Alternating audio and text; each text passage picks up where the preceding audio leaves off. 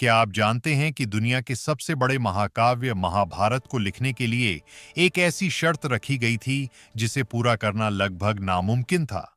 एक ऐसी रेस जहां बोलने वाला रुक नहीं सकता और लिखने वाला थक नहीं सकता।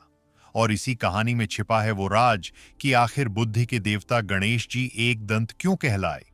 चलिए जानते हैं इस रोमांचक महाकाव्य के पीछे का सच। कहानी शुरू होती है हिमालय की कंदराओं में, जहां महर्षि वेदव्यास तपस्या कर रहे थे। तभी स्वयं ब्रह्मा जी प्रकट हुए और उन्हें एक बड़ी जिम्मेदारी दी, महाभारत लिखने की। क्योंकि व्यास जी ने पूरी महाभारत अपनी आंखों से देखी थी, वे हर पात्र को जानते थे। ब्रह्मा जी ने मुस्कुराते हुए कहा, हे मुनिवर, आपने जो सत्य देखा है उसे संसार तक पहुंचाना आपका धर्म है। आप इस महाकाव्य की रचना करें। लेकिन समस्या यह थी कि इस विशाल ग्रंथ को लिखेगा कौन। उन्हें एक ऐसे लेखक की तलाश थी जिसकी बुद्धि और लिखने की गति बिजली जैसी तेज हो। इसके समाधान के लिए वेदव्यास ब्रह्मा जी के पास गए। जब व्यास जी ने लेखक की समस्या बताई, तब ब्रह्मा जी ने सुझाव दिया, इस ब्रह्मांड में केवल एक ही शक्ति है जो आपके विचारों की गति को समझ सकती है और उसे शब्दों में पिरो सकती है।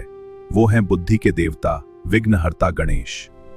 तब उन्होंने इसके लिए गणेश जी का नाम सुझाया, क्योंकि गणेश जी की लिखावट तेज और सुंदर थी। ब्रह्मा जी के सुझाव पर व्यास जी पहुंचे भगवान गणेश के पास।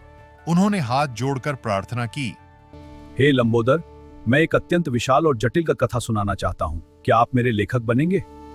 गणेश जी, जो स्वयं ज्ञान के सागर हैं, ने एक क्षण के लिए व्यास जी की ओर देखा।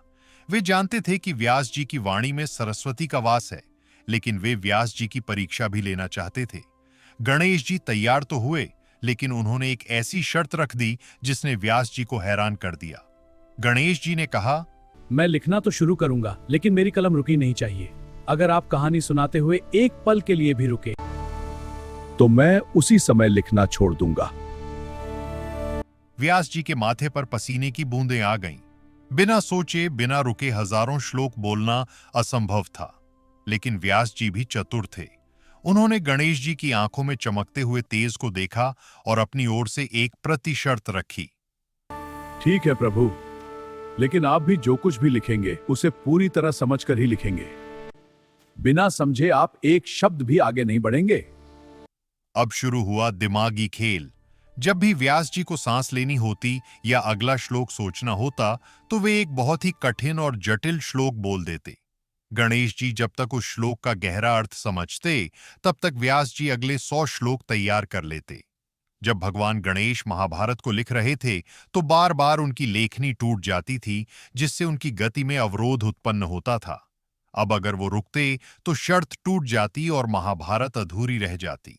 तब गणेश जी ने अपना एक दांत तोड़ दिया और उसे ही कलम बनाकर लिखना जारी रखा। उन्होंने अपने शरीर के अंग का बलिदान दे दिया ताकि मानवता को यह महान ज्ञान मिल सके। इसी कारण उन्हें दुनिया एक दंत के नाम से पूजती है।